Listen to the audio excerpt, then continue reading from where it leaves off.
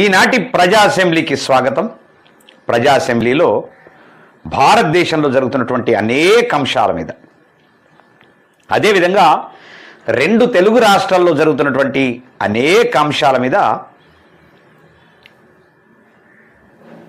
పత్రికలు వచ్చినటువంటి వార్తలను దాన్ని ప్రజలకు ఏదో ఊరికే గాలికి చదివేసి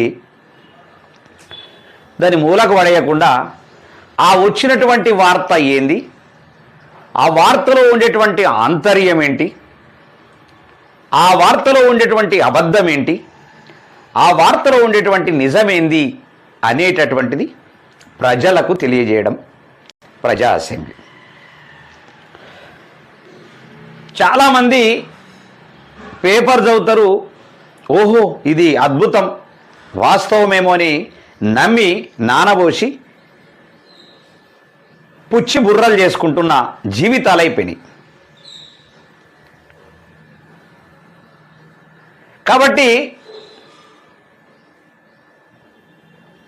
అలాంటి వాళ్లకు కాస్త వివరించి, ఇగో ఇది జరుగుతున్నది, ఇది అబద్ధపు నీడల అంచున ఉన్నటువంటి రాజకీయం, ఆ రాజకీయాన్ని మీరు నమ్మి మీ జీవితాలను త్యాగం చేసుకోవద్దు, మీ జీవితాలను నాశనం చేసుకోవద్దు అనేటటువంటిది మనం